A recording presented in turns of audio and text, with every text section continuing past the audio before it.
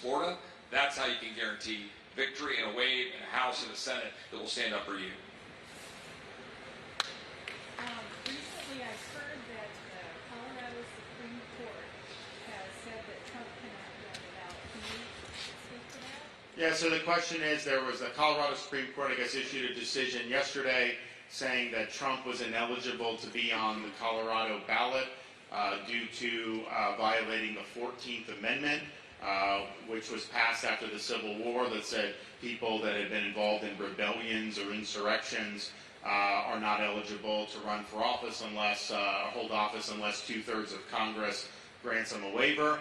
The problem with it is that there's never been any finding by any trial that there was that he was guilty of that. So I think it's going to get reversed by the U.S. Supreme Court, and I think that's true. But I think that also just the larger issue is the left is just they're not going to quit, right?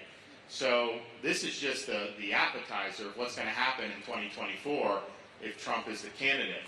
And you look at all this stuff out there, lawfare and all the stuff that's been done. Look, it's not fair. Is it politically motivated? Yes. Are these agencies out of control? Alvin Bragg, and yes. But here's the deal: the Democrats have a plan here. This is what they want. They want him to be the candidate, and then they're going to run this playbook all through 2024, and the whole election is going to end up being a referendum on this trial or conviction or whatever happens between now and then.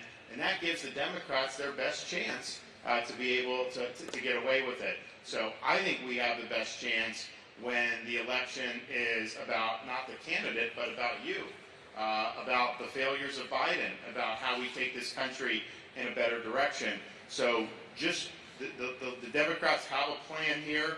They've been executing it, and they're going to continue to do it all through 2024.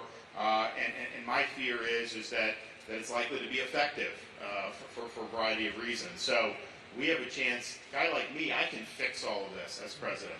I can deal with all this stuff. I think in a way that'll be really, really good. But we got to win, and we got to be able to get in there. Yes. I have a question about the major universities in this country. Problems with professors, faculty, students, studying foundations, teaching American values. Questions about ideological indoctrination in universities. Well, one, I'm the only guy running that's ever done anything about this. Trump was president 4 years. He never did anything about this, even though he had a lot of levers at his disposal with the accreditation and things that the federal government gives its approval for. In Florida, we now have all tenured professors must undergo review every 5 years and can be let go for poor performance. And basically, we want universities to be focused on the search for truth. We want it to be focused on preparing students to be citizens of a republic. We do not want universities to be about ideological indoctrination. And so if they're acting that way, then we move on. And the media, because our universities have processed some of these professors out, and they'll say, oh, there's professors leaving, it's a brain drain. I just think to myself, if Marxist professors are leaving Florida, that is good for Florida. That is not bad for Florida. But one of the things that we did, I know Iowa's done, I know Kevin just did in Oklahoma, is in our universities, we eliminated this DEI. This is kind of like the left's new hobby horse. It's their way to impose ideology. They say it's diversity, equity, and inclusion, but in reality, it's discrimination, exclusion, and indoctrination. And that doesn't have a place in our public institutions. So we said no in Florida. But it's in corporate America, it's in the federal government, and it's obviously in a lot of the private universities.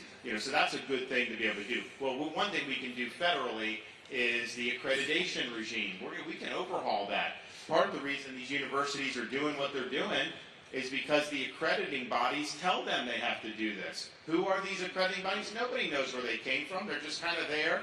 The federal government's approved them to be accreditors, and they typically have an ideological bent. So we're going to have different accreditors, and it's going to really shape, I think, how these universities go. But you look at the sickness in Harvard and some of these places with what's happened since the attack on Israel. I mean, it's really, really disturbing to see. And I don't want your tax dollars going to institutions that are promoting anti-Americanism and teaching people to not like this country. So we've got a lot to do in terms of overhauling that. But if we don't get that right, it's going to continue to cause problems in this country.